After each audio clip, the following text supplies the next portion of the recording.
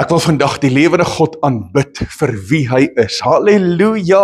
Ek wil hom loof want hy is aanbiddingswaardig, hy's lofprysingswaardig en ek het blydskap in my siel vandag. Weet jy hoekom?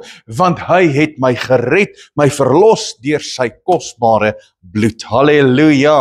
Wees geseënd en ek weet sommer dit gaan goed met jou op hierdie pragtige Shabbat. Dis Saterdagmôre en ek het 'n voorreg om die woord van God vir jou te verkondig. Nou, ek wil jou bring by die woord en die woord gee vir ons 'n baie dringende uitnodiging. Baie dringende uitnodiging. Nou, hierdie uitnodiging is vir jou spesifiek. Dis nie vir die persoon langs jou nie. Dis ook nie vir die persoon vir wie jy hierdie boodskap gaan aanstuur nie. Dis vir jou. Dis vir jou. So as jy nou na hierdie boodskap kyk, is hierdie dringende uitnodiging vandag vir jou. So luister aandagtig wat sê die woord, en ek wil jou vat na die woord in Jesaja 55 vanaf vers 1, en ek wil hê dat jy saam met my daar moet lees. So vat jou Bybel, kry jou Bybel byderhand, maak dit vir my oop by Jesaja 55, en hier gaan ek 'n paar verse lees, en ek gaan 'n paar dinge met jou hanteer. En hierdie is die dringende uitnodiging van die lewende God vir ons as mens. Elke een, insluitend my. Hierdie uitnodiging is ook vir my. So daarom gee ek vir die woord, Jesaja 55, vanaf vers 1 tot by vers 3. Ons lees saam. Die woord sê, o almal wat dors het. Kan ek jou gou vra, het jy dors vandag? Het jy 'n geestelike dors vanmôre na die genade, na die goedheid, na die guns van Jahweh? Het jy 'n geestelike dors in jou lewe? Nou gaan hy verder. Hy sê, almal wat dors het, kom na die waters. Hier is die uitnodiging, mense. Hy sê, hy nooi elkeen van ons uit, kom na die waters. Halleluja, kom na die waters. Nou, wie is die waters? Dis nou natuurlik Yeshua. Dis niemand anders as Yeshua nie, want Yeshua sê, in Johannes hoofstuk 7 vers 37, sê hy, maar ek is die lewende water. Die wat na my kant toe kom, sal nooit weer dors kry nie. Halleluja! So hy sê dit in sy woord, en hy maak dit vir ons so duidelik, dat Yeshua is die lewende water, en hier is die uitnodiging, wat Jahweh vir ons kom gee. Hy sê, almal wat dors het, kom na die waters. So mense, ek en jy, het nodig om te hardloop na die strome van lewende water. Ek en jy het nodig om 'n dors in ons lewe te hê, en kan ek gou iets vir jou sê? Die oomblik wanneer jy kom by die water, die oomblik wanneer jy daarvan drink, die woord sê, dat jy sal nooit weer dors kry nie. Sal nooit weer dors kry nie. Met ander woorde, dit gaan jou bevredig in elke aspek van jou lewe. Maar, hoe meer ek van die lewende God ontvang, hoe meer wil ek hê. Hoe meer ek in sy teenwoordigheid is, hoe meer wil ek daar wees. Hoe meer ek van hom ontvang in terme van sy woord, in terme van sy seëninge, hoe meer smag ek daarna. So, hoe meer jy gevoed word, en hoe meer jy drink van die strome van lewende water, hoe meer begeer jy, en hoe meer wil jy van dit hê.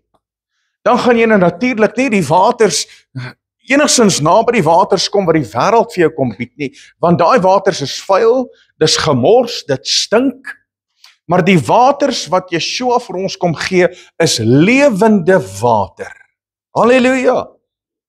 Nou gaan die woord verder en hy sê, en wie geen geld het nie, kom koop en eet. Ja, kom koop sonder geld en sonder prys wyn en melk. Nou kan ek gou iets vir jou sê, hierdie wat hy sê, hy maak die uitnodiging, en hy sê, en wie geen geld het nie. Nou, praat hy daar van ons finansiële toestand? Ja of nee? Nee, hy praat nie hier van my en jou se finansiële toestand nie, hy praat spesifiek oor ons geestelike toestand. Want ek kan niks by die lewende God koop nie. Niks. Ek kan nie geld uit my sak uithaal.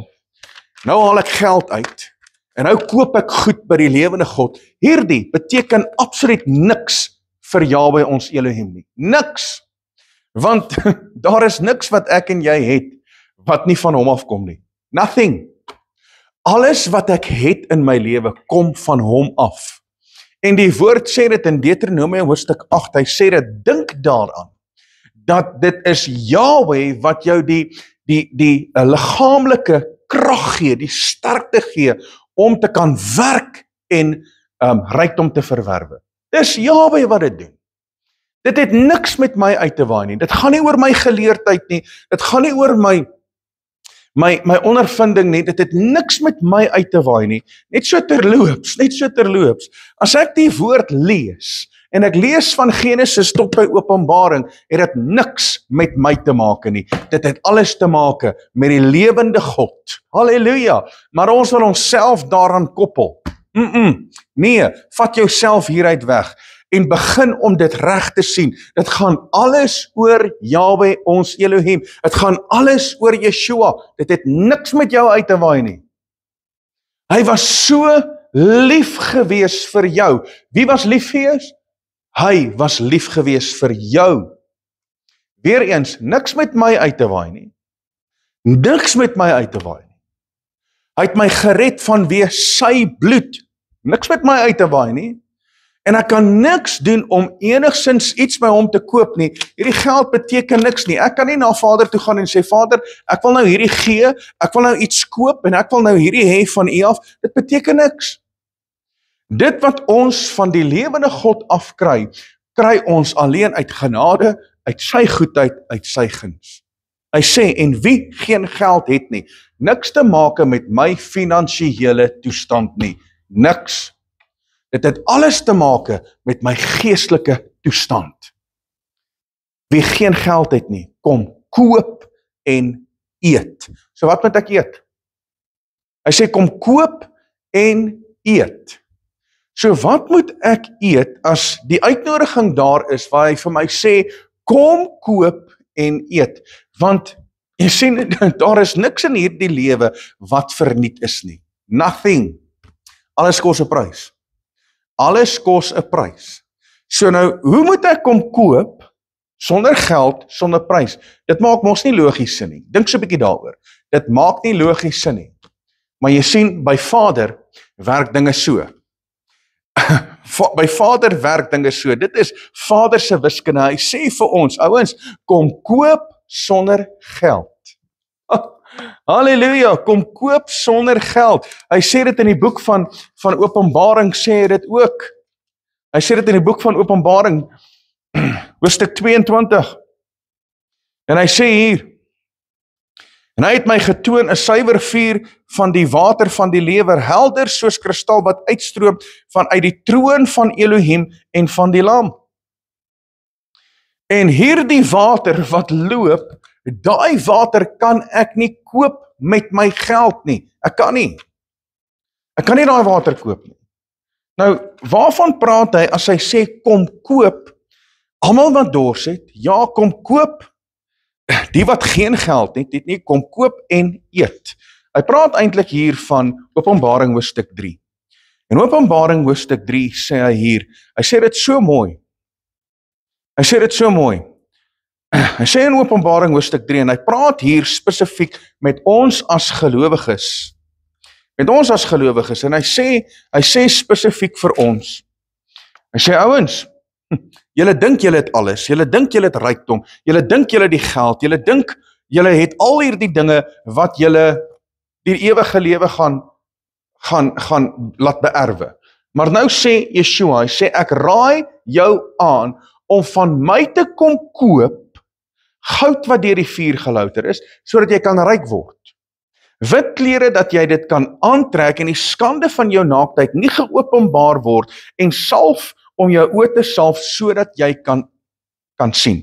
So, wat moet ek kom koop? Wat moet ek kom koop? Ek moet juis dit koop wat my geestelike lewe kom verryk. Ek kan nie iets koop met geld nie. Dis hoekom Yahweh sê, kom koop sonder geld, kom koop sonder prys. Kom koop en eet. So, wat moet ek koop? Ek moet kom koop goud wat deur die vuur gelouter is. Wat beteken goud wat deur die vuur gelouter is? Dit beteken my geestelike ervarings. Dit beteken die beproewings waardeur ek gaan. Want ek moet gelouter word soos goud. Net so Sadrag, Mesach en Abednego. Die oomblik toe hulle in die vuuroond gegooi is, wat het gebrand en wat het behoue gebly? Die kettinge het gebrand.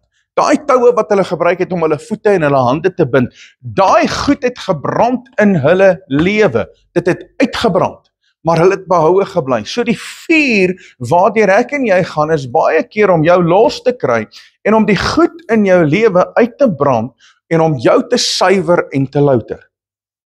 So hy sê, kom koop goud wat deur die vuur gelouter is, sodat jy ryk kan word. So ek word ryk deur die woord van Skepper lewende God, deur my geestelike ondervinding, deur my geloof wat beproef word, dan word ek ryk. En hy sê, en kom koop wit klere, dat jy dit kan aantrek en die skande van jou naaktheid nie geopenbaar word nie. Nou, hoekom moet ek klere koop?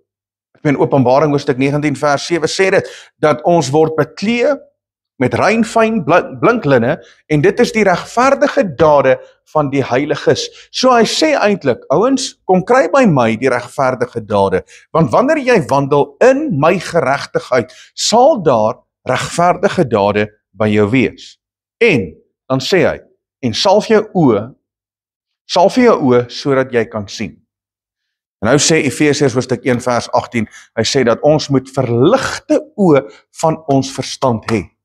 So ek moet my oë kom salf, ek moet kom koop dit van die lewende God, sodat ek verryk kan word in my geestelike lewe, en ek kan dit nie koop met geld nie. Ek kan dit nie koop met geld nie. Hy sê, kom koop, wie geen geld het nie, kom koop en eet. Nou wat moet ek eet? Wat moet ek eet?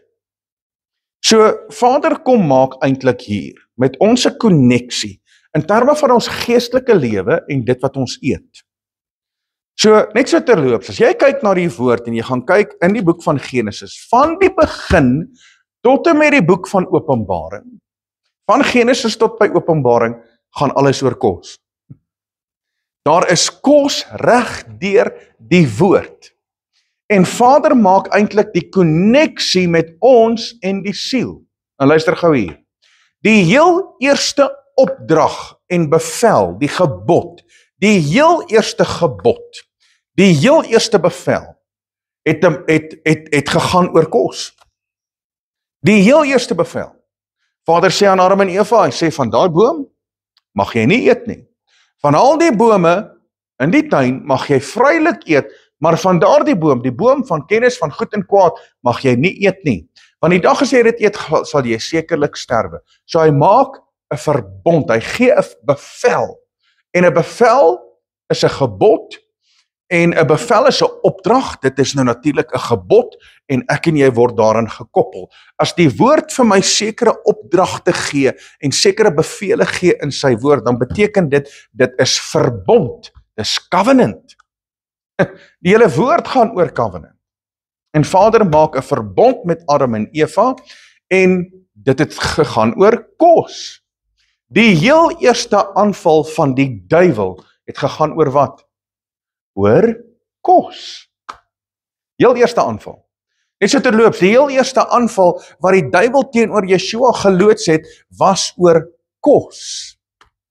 Net soos wat hy vir Eva gesê het Vader Jahwe gesê dat jy van daai boom nie mag eet nie. Nou kom hy by Yeshua en hy sê vir Yeshua in Matteus hoofstuk 4 sê hy vir Yeshua, hy sê as u die seun van Elohim is, sê vir daai klip hy moet brood word. Die heel eerste aanval wat die duiwel gedoen het teenoor Yeshua was as gevolg van of met betrekking tot kos. So Vader maak 'n konneksie tussen kos en die siel. Jy kan dit reg deurtrek. Wat het Jesu gedoen oor 'n bakkie lensiesop? Wat het hy gedoen? Hy het sy geboortereg weggegee oor 'n bakkie lensiesop, maar is baie dieper as dit, mense. Dit het nie net gegaan omdat hy honger was nie, dis baie dieper as dit, want jy sien, Vader maak die konneksie met kos en die siel. En hy sê, kom, koop en eet. So wat ek moet eet, is nou natuurlik sy woord. Ek moet op 'n daaglikse basis moet ek sy woord eet. En nou sê die woord dat ek en jy is die sout van die aarde. En ons woorde moet met sout besprinkel wees. So met ander woorde, wanneer ek iets sê, my woorde word geëet. Dit is smaakvol vir iemand anderste. My woorde word geëet. Dis hoekom die woord sê. In Spreuke 18 vers 23, dat dood en lewe lê in die mag van die tong, en die wat dit gebruik, sal die vrug daarvan eet. In ander woorde, dit wat ek sê, is sout vir iemand, en dit is 'n vrug vir iemand, en daai persoon eet my woorde. So daai woorde moet met sout besprinkel wees, want dit moet smaak gee. Of wat is die woorde wat jy gee? Kan dit smaak veroorsaak by mense? Wat is die vrug wat jy gee vir ander mense om te eet?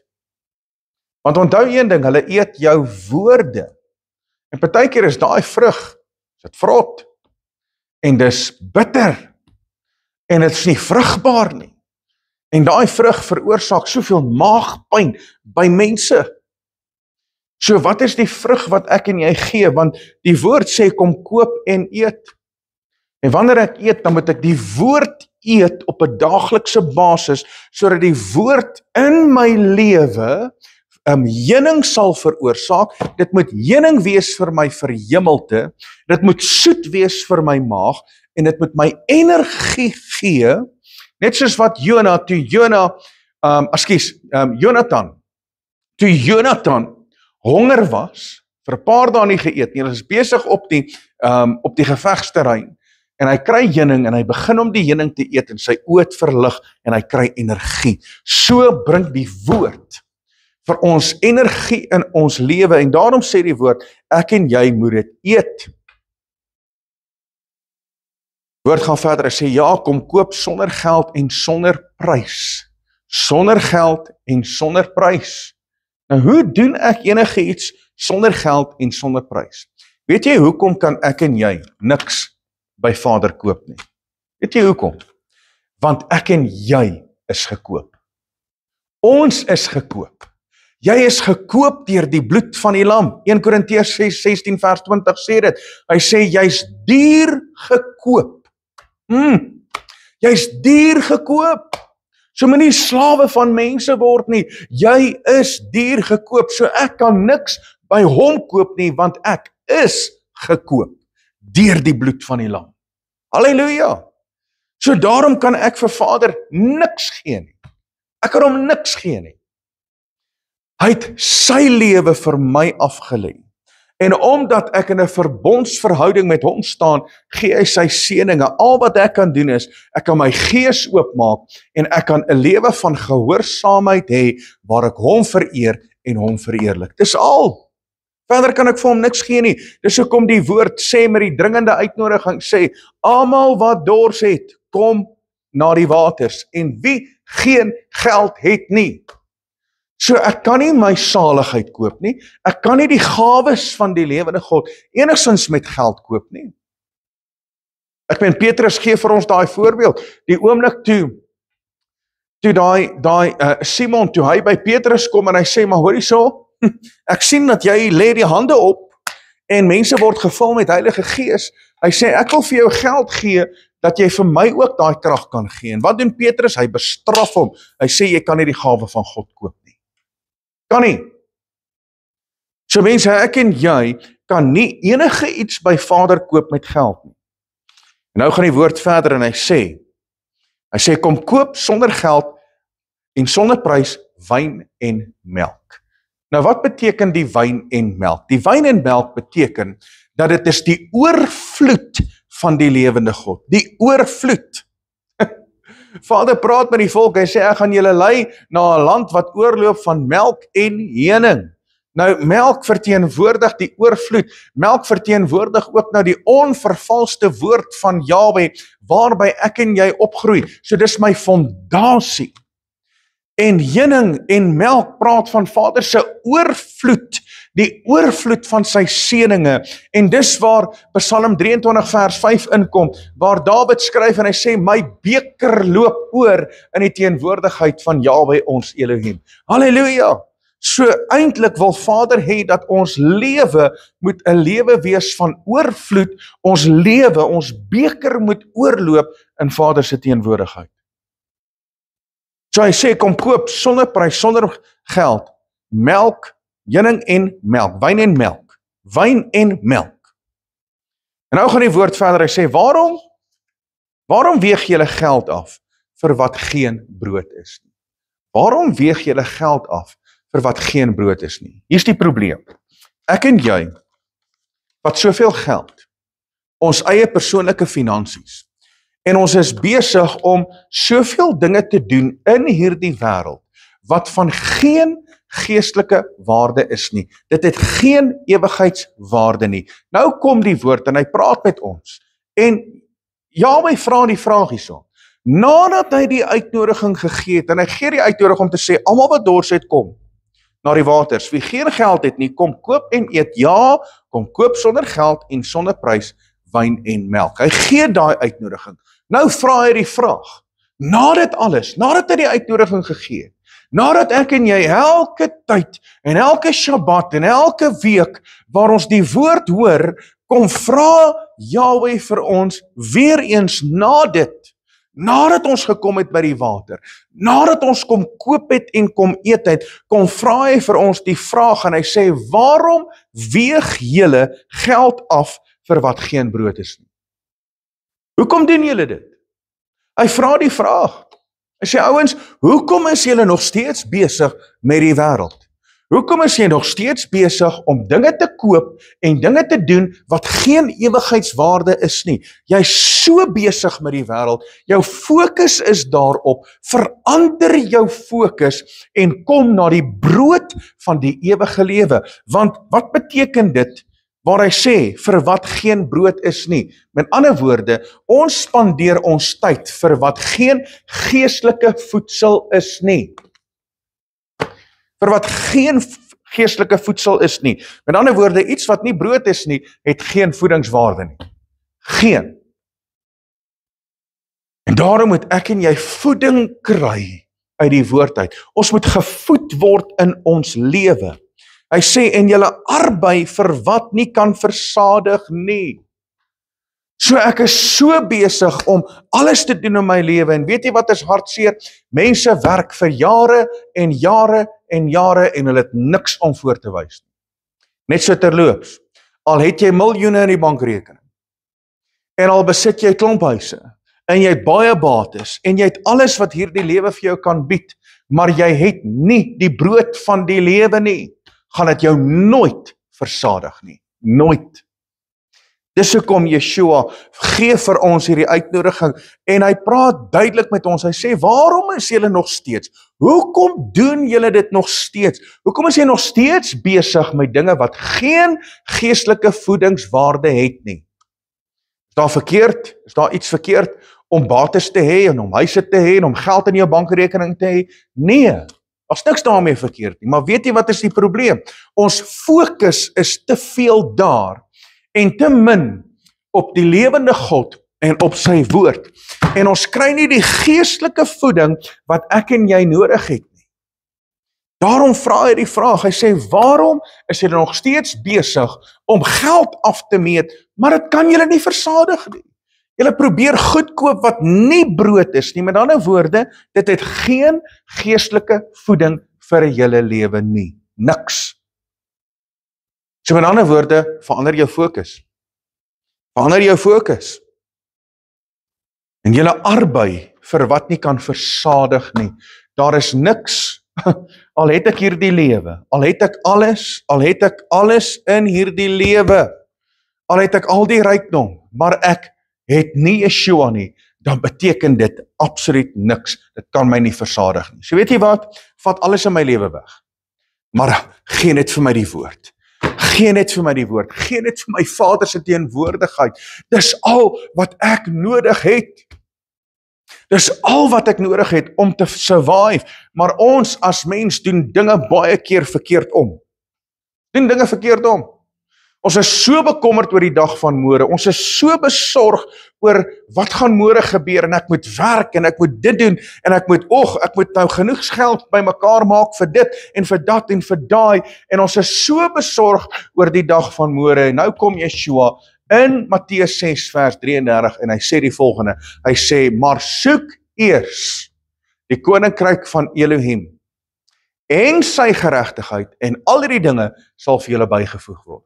So waarvan praat Yeshua? Hy praat met die mense, hy sê, ouens, waarom kwel julle oor wat julle moet aantrek? Waarom kwel julle oor die dag van môre? Wat julle moet eet? En julle so besig, en jy worry, en jy is bekommerd. So waarom is julle so bekommerd? En hy vra eintlik presies dieselfde vraag as wat hy hier vra om te sê, waarom weeg julle geld af vir wat geen brood is nie? Hy vra die vraag, hoekom doen julle dit nog steeds? Nadat ek die uitnodiging gee om te sê, almal wat dors is, kom na die water. Ek gee die uitnodiging. En net so kom Yeshua en hy sê, maar soek eers die koninkryk. Julle soek so die dinge van hierdie wêreld. Julle weet mos, julle dit nodig. Ons hemelse Vader weet julle dit nodig. Maar verander jou fokus. Hy sê, soek eers die koninkryk van Elohim en sy geregtigheid. En al hierdie dinge sal vir jou bygevoeg word. Nou, wat is die koninkryk? Voordat ons daarby uitkom, is dit belangrik dat ek en jy sal weet hoe ons moet soek. As jy begin soek, jy gaan nie soos 'n tiener in 'n kamer inloop en jou pa stuur jou dalk, jy's 'n tiener en jou pa stuur jou, hoorie so gaan kry gou vir my dit. En jy weet mos hoe werk 'n tiener. 'n Tiener stap in, scan so met die oë, woep, draai om, gaan terug, o nee pa, dit was nie daar nie. En dan wat gebeur? Die pa staan op, gaan reguit, gaan krap die goed bietjie de mekaar, gaan kyk hier, o hier's dit. Hier's dit. Want jy sien, baie keer funksioneer ons, in terme van die woord, funksioneer ons soos jong mense. Want ek lees die woord, en ek het klaar gelees, en ek maak die Bybel toe, en ek bid, en ek dink, nou het ek gesoek. Nee. Wanneer ek en jy werklik waarde heg aan iets, ons heg waarde aan dit, gaan ek en jy die huis omkeer, totdat ons hierdie item gekry het, totdat ons dit waarvoor ons soek gevind het. So ek en jy moet begin waarde heg aan die woord, aan ons siel, aan ons geestelike lewe. Ons moet begin waarde heg, want die woord sê, soek eers. So ek moet soek op 'n ander wyse. Ek moet soek op 'n ander wyse, dan sê hy, soek eers die koninkryk van Elohim. Wat is die koninkryk? Die koninkryk van Elohim is binne in ons. Die koninkryk van Elohim is krag, dis mandaat, dis heerskappy. En dan sê hy, en soek my geregtigheid. My geregtigheid, wat is sy geregtigheid? Deuteronomium 6 vers 25. Dit sal geregtigheid vir julle wees, as julle sorgvuldig my insettinge, my verordeninge en my gebooie dit doen. Dit sal vir ons geregtigheid wees. En dan sal al hierdie dinge, met ander woorde, alles wat ons nodig het, alles waaroor ons bekommerd is, sal na ons kant toe kom. Maar wat doen ons as mens? Ons werk onderste bo. Ons jaag agter die dinge van hierdie wêreld. Ons hardloop agter geld aan. En wat gebeur? Geld hardloop van ons af weg. Verander jou fokus. Begin om na die lewende God toe te hardloop. En alles sal na ons kant toe kom. Jy het nie nodig om agter dit aan te hardloop nie. Soek eers die koninkryk van Elohim en sy geregtigheid en al hierdie dinge sal vir julle bygevoeg word. Halleluja! Hy sê dit hier. Hy sê, ouens, julle arbei vir wat nie kan versadig nie. Dis hartseer. Dis hartseer. En nou kom die woord en hy gaan verder. Hy sê, luister aandagtig na my. Ja, luister aandagtig na my. Hy sê en eet die goeie. Luister aandagtig na my en eet die goeie en laat jou siel hom in vettigheid verlustig. Neig julle oor en kom na my toe. Luister en julle siel sal lewe. En ek wil met julle 'n ewige verbond sluit, die bestendige genadebewyse van Dawid. Die woord sê, luister aandagtig na my en eet die goeie. Wat beteken dit om die goeie te eet? Dit beteken, ek vat die woord en ek eet dit op 'n daaglikse basis. Mense, ek moet so gevul word met die woord. Eet die goeie. Laat jou siel hom in vettigheid verlustig. Daarom sê die woord in Psalm 34, hy sê, verlustig jou in hom. en hy sal jou gee die begeertes van jou hart. Wat is jou hartsbegeerte vandag? Wat is jou hartsbegeerte? Verlustig jou in hom en hy sal jou gee die begeerte van jou hart. Halleluja! Wanneer ek myself verlustig in hom, dan beteken dit ek is besig in sy woord, ek is besig in sy teenwoordigheid en ek eet die goeie, ek spandeer met hom tyd, ek het geen begeerte vir ander dinge nie, ek verlustig my so met hom, dat ek vul my lewe en ek het geen belangstelling vir ander dinge nie. Sê, luister aandagtig na my en eer die goeie en laat jou siel hom in vettigheid verlustig. Neig jou oor en kom na my toe, luister en julle siel sal lewe. Eintlik sê die woord 3 keer hierso, dat ek en jy moet luister. Ek en jy moet luister. So, Vader maak 'n koneksie met die siel en die kos. Hy maak 'n koneksie met die siel en die water, want hy sê, almal wat dors het, kom na die water. Kom na die water. So, as ek en jy kom na die water wat die lewe is, dan doen dit iets in ons geestelike lewe. En eintlik as jy lees van Genesis tot by Openbaring, praat dit van water. Vader vat die water en hy maak skeiding tussen die waters en die waters in die boek van Genesis. Dan kom hy in Genesis hoofstuk 6 en hy gebruik die water om goddeloosheid en geregtigheid te skei van mekaar af. Hy gebruik water. Die heel eerste wonderwerk wat Yeshua doen, het te maak met water. Yeshua in Johannes hoofstuk 4, hy kom by die put van die water en hy sê vir die vrou, hy sê skep. Sy sê, maar kan nie, het nie eens 'n skepding nie. En hy sê, maar die water wat ek jou sal gee, as jy daardie water drink, sal jy in ewigheid nooit weer dors kry nie. Hy sê eintlik, maar hoorie so, ek is die lewende water. Ek is die lewende water. Johannes hoofstuk 5 stap hy na die bad van Bethesda. En hy kom, hy is eintlik die lewende water en hy vra die man, hy sê, hoorie so, wil jy gesond word? En wat doen hy? Hy gee verskonings. En hy sê, staan op, vat jou bed en loop. En die lewende water kom eintlik na hom toe. Hy kon nie gaan na die water nie, maar die lewende water kom na hom. En Yahweh maak die koneksie, en weet jy wat? Al die disippels, Yeshua se eerste disippels, wat hy ingekry het, gaan soek hy waar? Hy gaan kry hulle by die water. Sy heel eerste bediening wat hy gegee, die woorde wat hy gespreek het, die heel eerste keer bedien hy op die water, en hy spreek met almal wat op die oewer sit. Die heel eerste keer. Want jy sien, Yahweh maak die koneksie met water en ons siel. Hy maak die koneksie met kos en ons siel, en nou kom hy en hy maak die koneksie met luister, met die oor en die siel. Hy maak die koneksie. So hy sê, neig julle oor. So wat beteken dit? Wat beteken dit om ons oor te neig? Nou die Hebreëse woord hier is nata. Nata. Dis H5186 in die konkordansie. H5186, dis die woord nata. Nata beteken die volgende. In die diepte van die Hebreëse woord beteken dit die volgende. Neig beteken die volgende. Strek uit. In ander woorde, ek moet hierdie oorvat en ek moet hom so 'n bietjie strek. Ek moet hom uitstrek. Dan gaan die kinders vir jou sê, maar ouma, hoekom is jou ore so groot? Om beter te hoor, my kind. Want Vader wil eintlik hê ons moet ons ore uitstrek. Maar weet jy hoekom? Ons luister nie.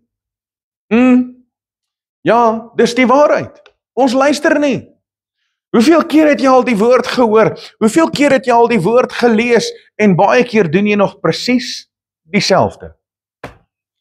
Want ons luister nie. Wena in kluis, ek maak ook baie keer foute, hoor, ek is nie 'n verhewe mens nie, ek maak ook baie keer foute, dan moet Vader met my praat, en sê, my kind, luister na my. Sê ek, Vader, jammer. Hy sê hierso, strek uit jou oor, strek hom uit. En nata beteken om te buig en weg te draai. Buig en draai weg. Met ander woorde, ek moet my oor wegdraai van die invloede van die wêreld en ek moet begin buig in die teenwoordigheid van Jahwe. Net so terloops, ek hoor die beste as ek op my knie is. Jy hoor die beste wanneer jy op jou knie is. Dis waar jy die beste hoor. Die beste.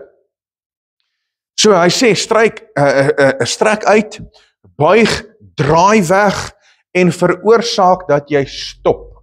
In ander woorde, waarmee ek ook al besig is, moet ek stop.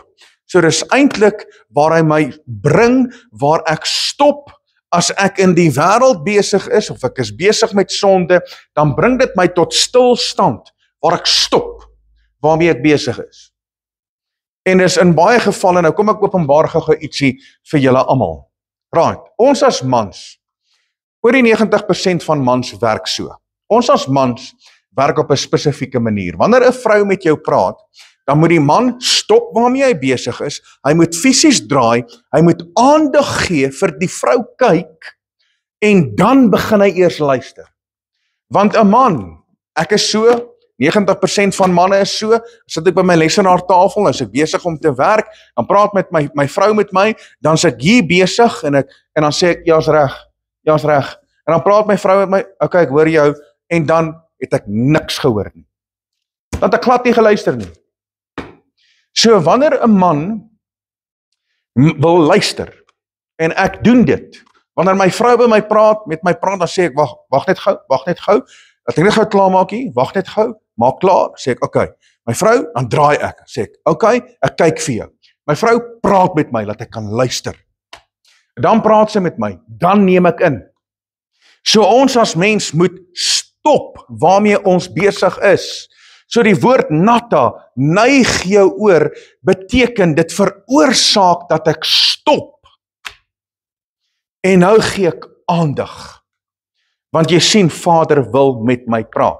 So eintlik, Vader praat met ons oor hierdie tydperk, stop met wat jy besig is, draai weg van die wêreld af, buig na my toe, strek uit jou oor en neem in wat ek sê. Dis wat Vader sê, om te sê, neig jou oor. Neig jou oor. Jy sien, want die woord sê, ons moet vinnig wees, gou wees om te hoor. Jakobus 1 vers 9, hy sê, so dan my geliefde broeders, elke mens moet gou wees om te hoor. Hoekom moet ons gou wees om te hoor? Want, weet jy wat gebeur? Ek en jy wag baie keer, totdat daar iets gebeur, voordat ons luister. Is nie so nie? Ek ben die kinders ook. Die pa en die ma sal sê, hoorie so my kind, jy moet nie dit doen nie. Hoorie so, as jy dit doen, gaan jy seer kry. Moenie dit doen nie. Hoorie so, ek luister nou wat ek vir jou sê, ek praat uit ondervinding, moenie dit doen nie, jy gaan jou kop stamp. Wat gebeur? Hulle luister nie, dan kry hulle seer, stamp hulle die kop. Dan moet die ouers sê, ek het mos vir jou gesê, I told you so. Baie keer wanneer ons die woord vat, dan praat die woord, I told you so. Ek het jou mos gesê. Want ons wag eers totdat daar iets gebeur, voordat ons luister. Hoekom doen ons dit as mens? Hoekom luister ek en jy nie die eerste keer nie?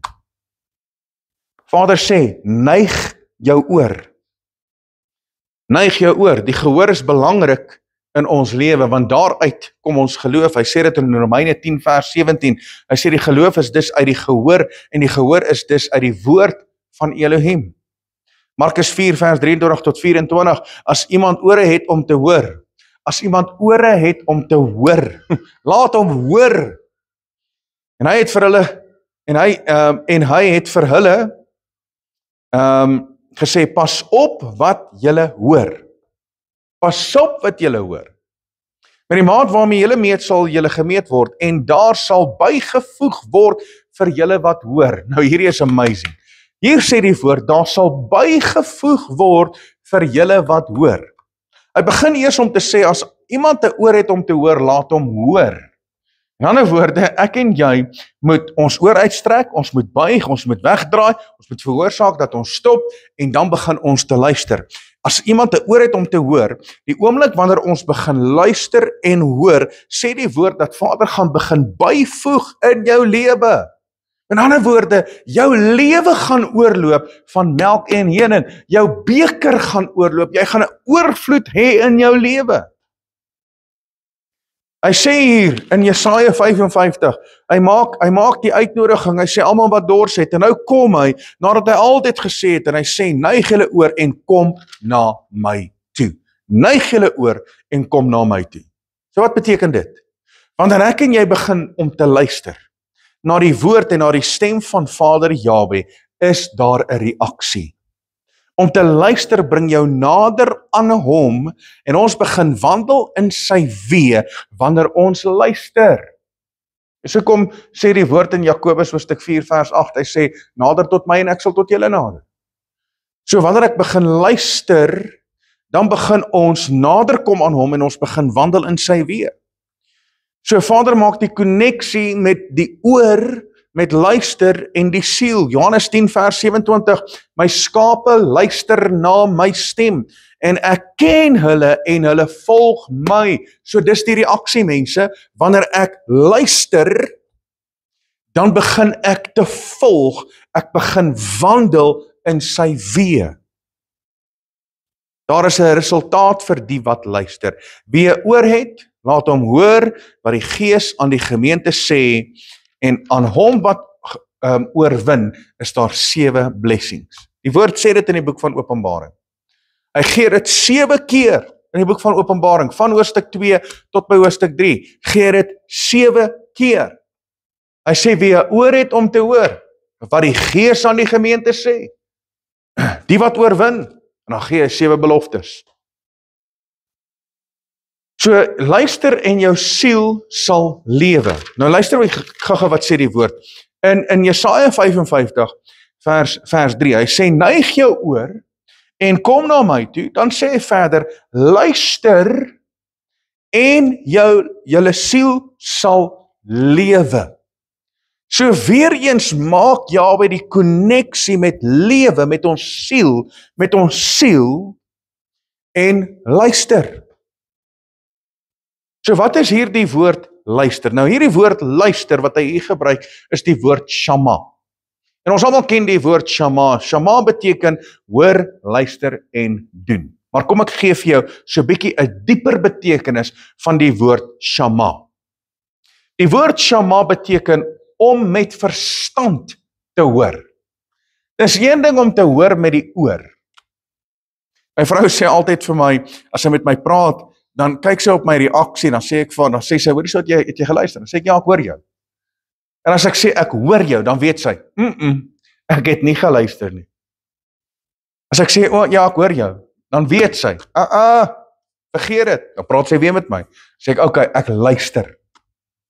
So, shama beteken om met verstand te hoor. Met ander woorde, dit gaan hierin, en daar vind 'n verandering plaas. Dis hoekom die woord sê in Romeine 12 vers 2, dat ons moenie gelykvormig word aan hierdie wêreld nie, maar ons moet verander word in die gees van ons gemoed. Waar's dit? My gedagtepatroon.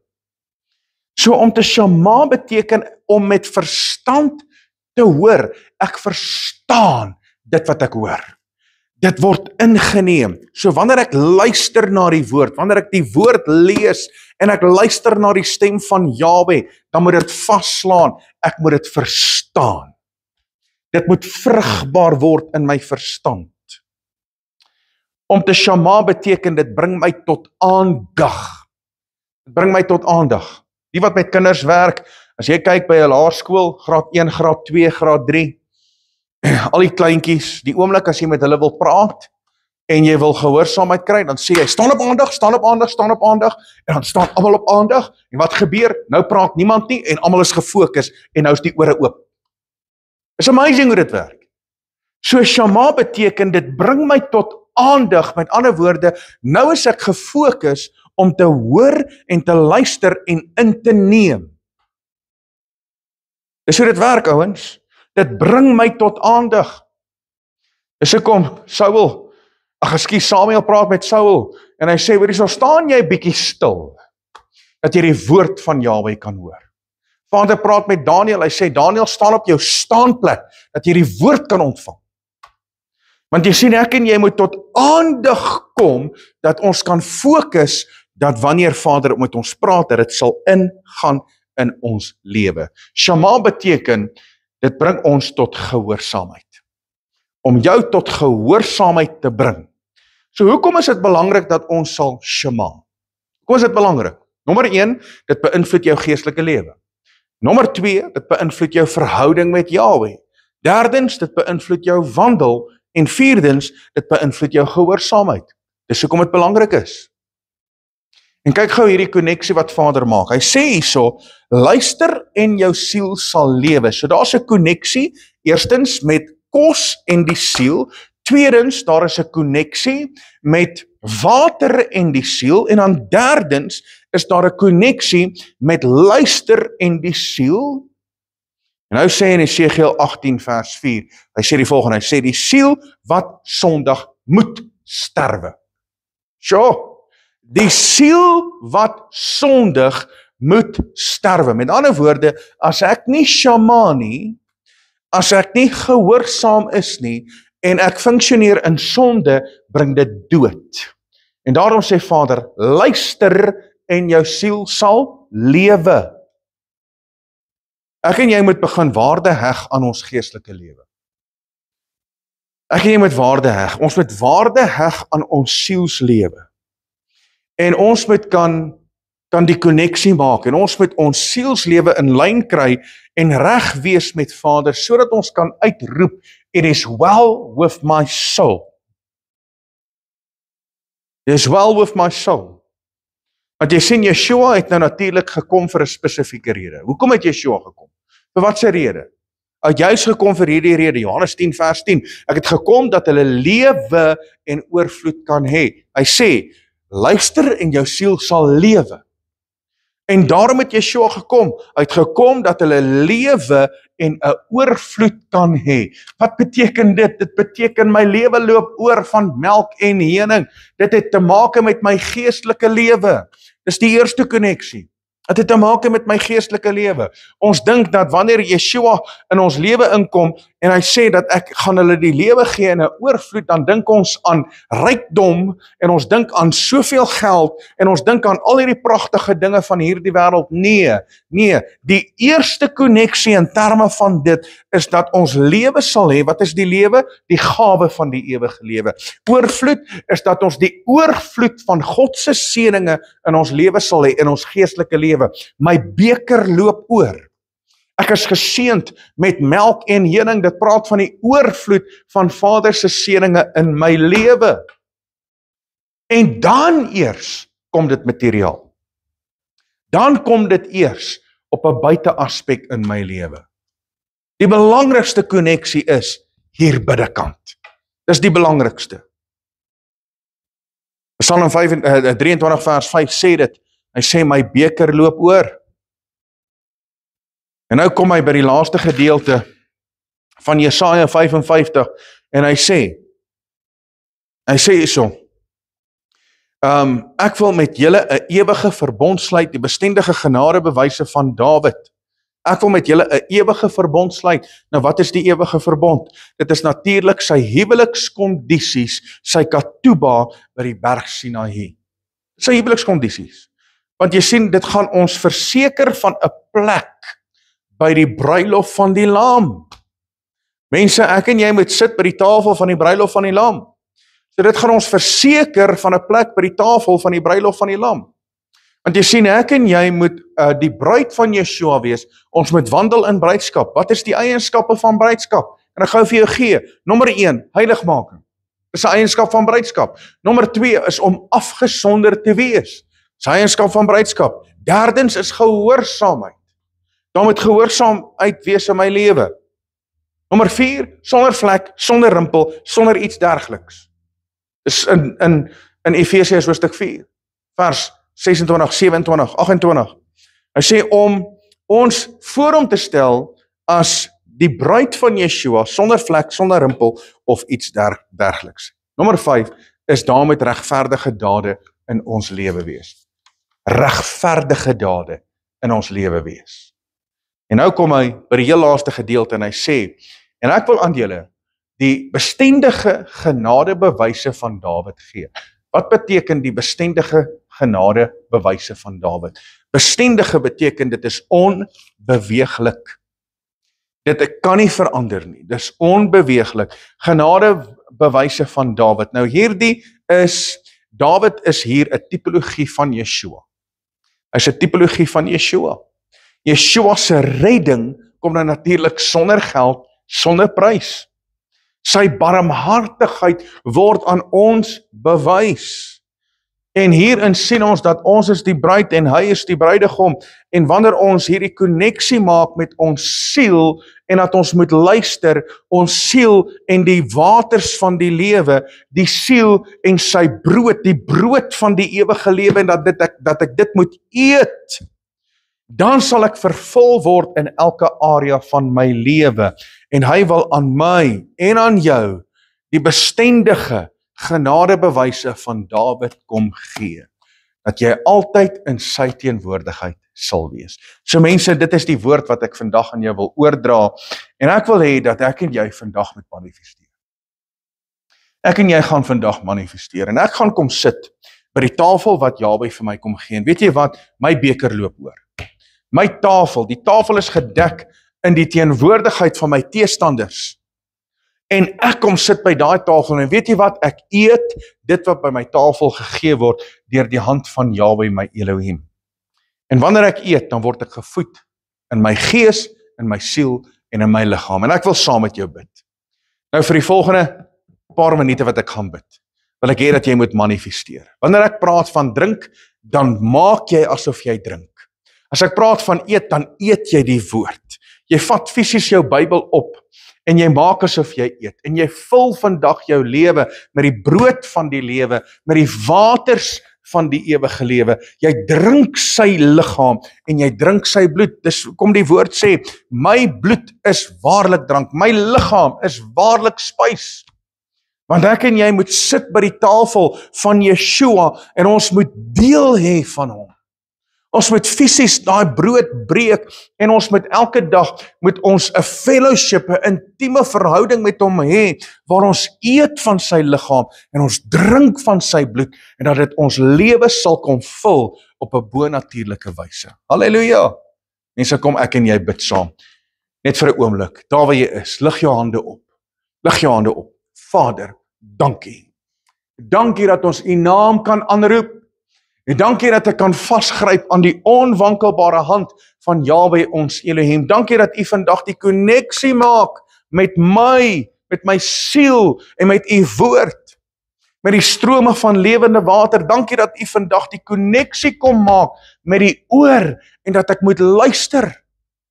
Dankie Vader, ek eer u daarvoor, en vandag wil ek kom sit by die fontein van lewende water, en Vader, ek wil kom skep, en ek wil kom drink, Vader, vanuit die oorvloed van wie u is, die oorvloed van die waters van die lewe. Vader, ek wil eintlik kom soos Esegiel, en wat die waters gesien het, Vader, enkel diepte, nie diepte, heupdiepte. En Vader, ek is nie met daarmee tevrede nie. Nee, ek wil waters hê waar ek kan swem. Ek kan swem in die heerlikheid van die lewende God. Waters wat my oorstroom vanweë u goedheid en guns. Vader, dankie dat ek kan kom eet vandag. En ek eet u woord. En u woord is soos heuning vir my verhemelte. Dit is soet in my maag. Vader, u woord veroorsaak dat my oë verlig word. Vader, dit gee helderheid van verstand. Vader, wanneer ek u woord inneem, Vader, dan verander dit my van binne af buite toe. En ek dank u, Vader, dat ek u woord kan kom inneem. Vader, ek soek vandag salf. En ek kom koop dit by u. Nie met geld nie, maar ek kom koop dit, Vader, vanweë die feit dat ek duur gekoop is deur die bloed van die lam. En ek kom koop salf vandag, en ek kom salf my oë, Vader, dat my oë sal kan sien. Vader, ek bid ook vir my ore, en ek bid vir elke persoon wat vandag ingeskakel is vir hulle oë, dat hulle oë verlig sal wees, en hulle ore, Vader, dat elke demoniese seël nou gebreek sal word op die ore.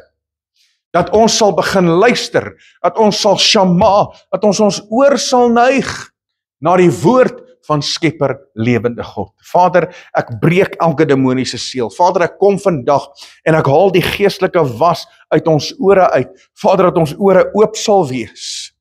En dat wanneer die strome van lewende water vloei, dat dit in ons sal invloei, in elke aspek van ons lewe. Vader, help ons, dat ons sal begin wandel in U weë, gehoorsaam in elke aspek, en dat ons tot aandag geroep sal word vanweë die woord van Skepper lewende God. Help ons, Vader, lei ons na waters waar is. Lei ons in spore van geregtigheid, en dat ons beker vandag sal oorloop. Vader, kom voed ons met heuning en met melk, dat ons 'n lewe sal hê van oorvloed in ons gees, in ons siel en in ons liggaam. En Vader, dis ons gebed vandag, in die wonderbare, die heilige, die hoogverhewe naam van ons Meester Yeshua. En my gees roep uit, halleluja, halleluja.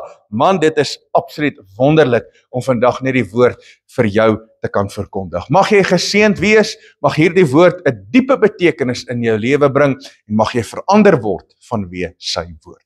Nou ja, van my kant af, Rian Abri, altyd 'n voorreg, wees geseënd, geniet jou Shabbat, tot volgende keer, Shalom.